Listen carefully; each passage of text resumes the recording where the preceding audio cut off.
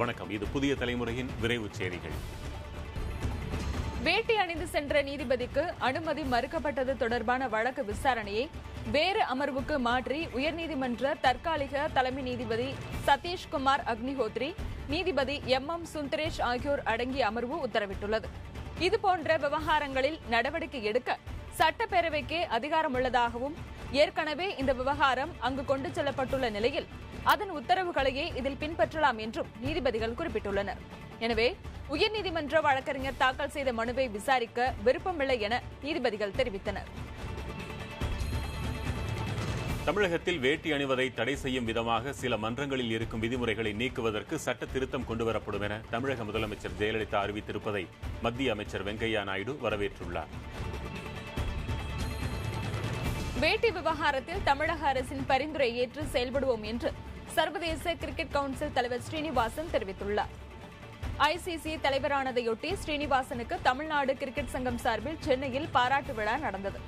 இதில் பல்வேறு மாநிலங்களைச் சேர்ந்த கிரிக்கெட் சங்க நிர்வாகிகள் கலந்து கொண்டனர். அப்போது பேசிய ஸ்ரீனிவாசன், வேட்டி அணிந்தவர்களை கிளப்பினுள் அனுமதிக்கும் விவகாரத்தில் தமிழக அரசின் பரிந்துரை ஏற்று செயல்படுவோம் என்றார். இலங்கை கடற்படையினரால் கைது செய்யப்பட்ட தமிழக மீனவர்கள் 36 பேர் விசாரணைக்கு பின் விடுவிக்கப்பட்டனர். புதுக்கோட்டையைச் சேர்ந்த 23 மீனவர்கள் நெடுந்தீவு பகுதியில் மீன்பிடித்துக் கொண்டிருந்த போது அங்கு வந்த இலங்கை கடற்படையினர் அவர்களை கைது செய்து காங்கேசன் துறைமுகத்திற்கு அழைத்து சென்று விசாரணை நடத்தினர். சுமார் 3 மணி நேர விசாரணைக்கு பின் மீனவர்களும் அவர்களின் படகுகளும் விடுவிக்கப்பட்டன. இதேபோல் ராமேஸ்வரம் பகுதியில் இருந்து மீன்பிடிக்க சென்று கைதான 13 மீனவர்களிடம் மன்னார் கடற்படை முகாமில் வைத்து விசாரணை மேற்கொள்ளப்பட்டு பின்னர் விடுவிக்கப்பட்டனர். இலங்கை தொடர்பான வெளியுறவு கொள்கையில் முந்தைய ஆட்சியாளர்கள் பின்பற்றிய அம்சங்களை மாற்ற வேண்டும் என வெளியுறவுத்துறை அமைச்சர் சுஷ்மா ஸ்வராஜிடம் பாமக நாடாளுமன்ற உறுப்பினர் அன்புமணி ராமதாஸ் வலியுறுத்தியிருக்கிறார். தமிழக மீனவர்கள் பிரச்சினையில் சுமூக தீர்வு காண வேண்டும் என்றும் அவர் கேட்டுக் கொண்டுள்ளார். கூடங்குளம் அணுமின் நிலையத்தை பார்வையிட வருமாறு ரஷ்ய அதிபர் விளாடிமிர் புதினுக்கு பிரதமர் நரேந்திர மோடி அழைப்பு விடுத்துள்ளார். பிரேசிலில் பிரிக்ஸ் மாநாட்டையொட்டி நடைபெற்ற இருதரப்பு பேச்சுவார்த்தையின் போது மோடி இந்த கோரிக்கையை முன்வைத்தார். அணுசக்தி, ராணுவம் மற்றும் எரிசக்தி ஆகிய துறைகளில் ரஷ்யாவுடனான உறவை மேம்படுத்த இந்தியா உறுதியாக இருப்பதாகவும் பிரதமர் நரேந்திர மோடி குறிப்பிட்டார். இந்திய மாணவர்கள் ரஷ்யாவில் கல்வி பயில வசதியாக விசா நடைமுறைகளை எளிதாக்க வேண்டும் என்றும் அவர் கேட்டுக் கொண்டார். பயங்கரவாதிகளுக்கு புகலிடம் அளிக்கக்கூடாது என தொடர்புடைய நாடுகளுக்கு அழுத்தம் தர வேண்டும் என்று பிரிக்ஸ் மாநாட்டில் பிரதமர் நரேந்திர மோடி வலியுறுத்தியுள்ளார். பிரேசிலில் நடைபெற்று வரும் பிரிக்ஸ் மாநாட்டில் உரையாற்றிய மோடி பாகிஸ்தானை மறைமுகமாக சுட்டிக்காட்டி பேசினார். பயங்கரவாதத்தை ஒருபோதும் சகித்துக் கொள்ள முடியாது என்று கூறிய அவர் மனித இனம் ஒன்றுபட்டு பயங்கரவாதத்தை தனிமைப்படுத்த வேண்டும் என்றும் கேட்டுக் கொண்டார். பிரிக்ஸ் நாடுகளுக்கென புதிய வங்கி தொடங்குவதற்கு பிரேசிலில் நடைபெறும் பிரிக்ஸ் மாநாட்டில் அனுமதி அளிக்கப்பட்டுள்ளது. அதன்படி சீனாவின் ஷாங்காய் நகரை தலைமையிடமாக கொண்டு பிரிக்ஸ் புதிய வளர்ச்சி வங்கி செயல்படும் என்று அறிவிக்கப்பட்டுள்ளது.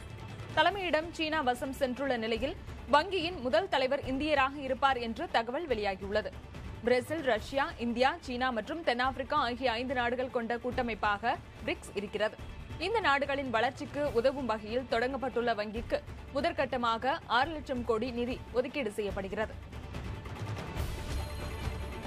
பயங்கரவாதி ஹபீஸ் சயீத்தை சந்தித்ததற்காக பாபா ராம்தேவின் நண்பரும் பத்திரிகையாளருமான பிரதாப் வைதிக் மீது தேச துரோக வழக்கு தொடுக்கப்பட்டுள்ளது.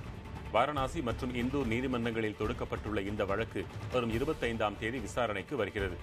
மும்பை தீவிரவாத தாக்குதலில் தொடர்புடைய ஹபீஸ் சயீதை பிரதாப் வைதிக் பாகிஸ்தானில் சந்தித்து பேசினார்.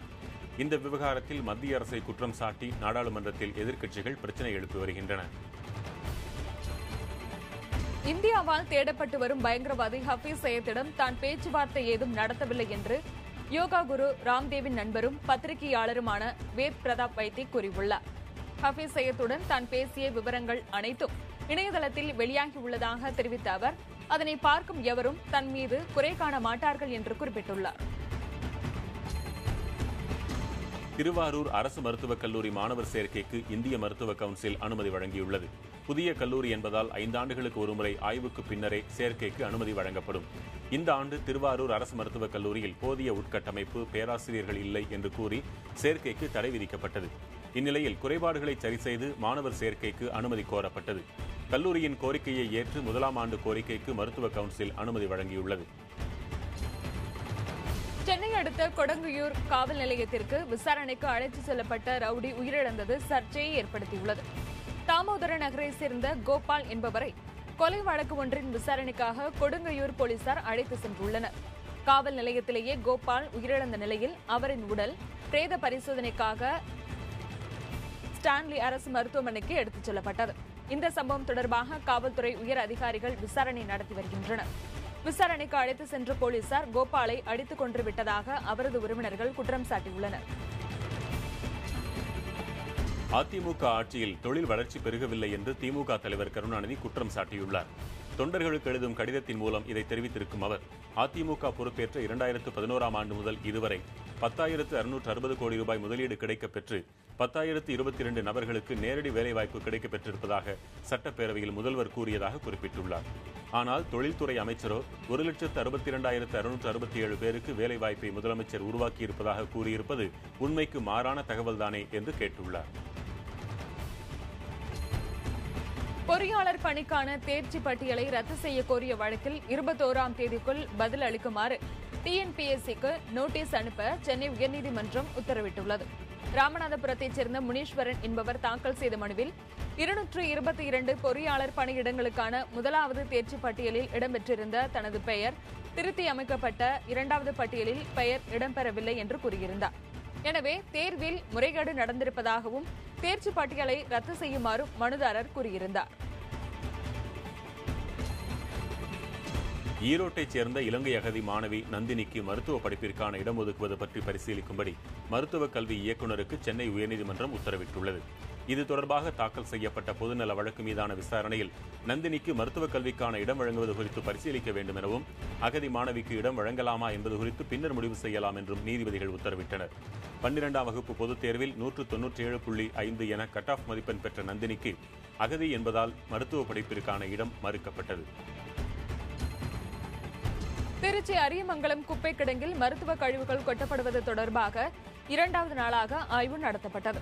அதில் புத்தூர் பகுதியில் உள்ள தனியார் மருத்துவமனை ஒன்றிலிருந்தும் மருத்துவ கழிவுகள் தரம் பிரிக்கப்படாமல் கொட்டப்படுவது கண்டறியப்பட்டது. விதிமுறை மீறி செயல்பட்ட அந்த மருத்துவமனை அதிகாரிகள் மீது நடவடிக்கை எடுக்குமாறு நகர் நல அலுவலர் மாரியப்பன் உறையூர் காவல் நிலையத்தில் புகார் அளித்துள்ளார். அரியமங்கலம் குப்பை கிடங்கில் அபாயகரமான மருத்துவ கழிவுகள் கொட்டப்படுவதால் நிலத்தடி நீர், காற்று மாசடைந்து நோய் தொற்று ஏற்படுவதாக அந்த பகுதி மக்கள் குற்றம் சாட்டுகின்றனர். எல்லையில் பாகிஸ்தான் ராணுவத்தினர் நடத்திய திடீர் துப்பாக்கிச் சூட்டில் இந்திய வீரர் ஒருவர் உயிரிழந்தார். 3 பேர் படுகாயமடைந்துள்ளனர். ஜம்மு காஷ்மீர் மாநிலத்தின் ஆர்எஸ்புரா பகுதியில் உள்ள இந்திய எல்லை பாதுகாப்பு படையினரின் முகாம்கள் மீது பாகிஸ்தான் ராணுவத்தினர் தாக்குதலில் ஈடுபட்டனர். இதையடுத்து இந்திய தரப்பிலும் வீரர்கள் பதிலடி தாக்குதலை நடத்தினர். பல மணி நேரம் நீடித்த இத்துப்பாக்கிச் சண்டையில் இந்திய எல்லை பாதுகாப்பு படை வீரர்கள் 4 காயமடைந்தனர். இதில் ஒருவர் மருத்துவமனைக்கு கொண்டு செல்லும் வழியில் உயிரிழந்தார். கருணை கொலைக்கான அனுமதியை சட்டப்பூர்வமாக்கும் விவகாரம் குறித்து பதிலளிக்க மாநில அரசுகளுக்கு உச்சநீதிமன்றம் உத்தரவிட்டுள்ளது.